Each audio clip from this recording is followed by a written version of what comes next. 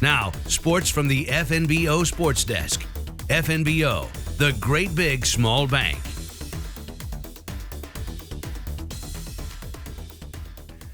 We've got some updates on some real diamond work, plus a pair of football games tomorrow night on the network. Let's start with the Field Turf Infield project at Cleveland Field. The work's been going on since early August. The Field Turf Infield starting to come together. Much of this project has been spearheaded by the Wesco Legion baseball program. Here's current head coach Dallas Liptak on the current timeline for the project. Going to be done either late tomorrow or Friday, and we'll do a final walkthrough with them, get trained on how to do the maintenance and some other things, and just how to properly maintain the turf once they're gone. And we have a batting practice scheduled for Sunday, so it's that quick. And then Monday, the city has a crew coming out. They are going to re-level the outfield, because with the turf's up higher.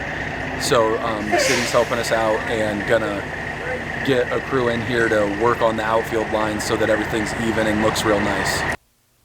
Liptak says it's been a real team effort from plenty of people, organizations, and companies to see this thing through to the finish line. So this actually started under Coach Luber and the board that he had with him the year that I stepped away from the program.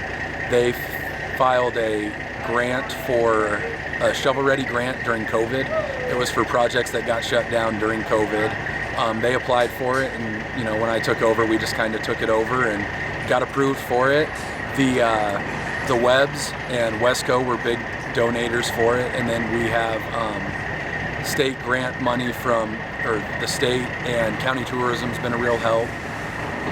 Simon Construction or Concrete got all the rock and the concrete for the project for the base work, and the turf company. Eric Reichert Construction helped us out Monday when we needed to do a quick fix. It's been a lot of the community coming together. You heard Coach say they'd be able to get out for some hitting and some workouts as early as this weekend. Then the Cougars, of course, will have their go during the springtime with the Summer Legion campaign a little bit later on further down the road. This new infield's definitely going to help combat some rainy weather in the ability to pick things up quickly after a shower passes through the region. There is a drainage system underneath the turf and the rock that gets everything to the left and right field lines. So as long as the outfield stays playable, we'll be able to get back on the field as soon as the rain stops and teams are able to warm up again.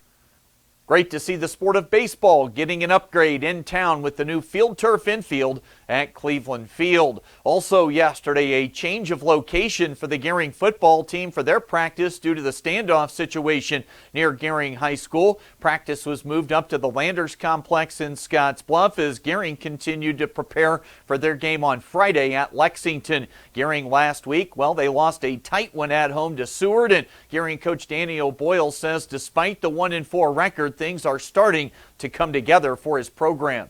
Obviously I'd like to have a couple more wins at this point in the season, and we feel like we could have, but you can't change that, and so it's just moving forward, and I absolutely am proud of these guys. There's a lot of games on our schedule where I think in years past people would have expected us just to fold and kind of lay over, and our guys have done an excellent job of battling. There's been times where we've been down, we battled back. There's been times where we're ahead, we're in the fight, and we just keep plugging away.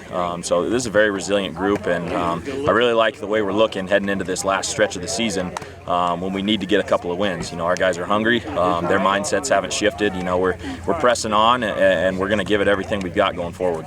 Gering at a Lexington team tomorrow that's been outscored 150-0 over their last 3 games. Of course, a huge game at Bearcat Stadium tomorrow night with 3-2 Scottsbluff hosting 5-0 Waverly. After 2 straight losses, the Cats with a statement game opportunity against one of the best teams in Class B. Cats head coach Judd Hall.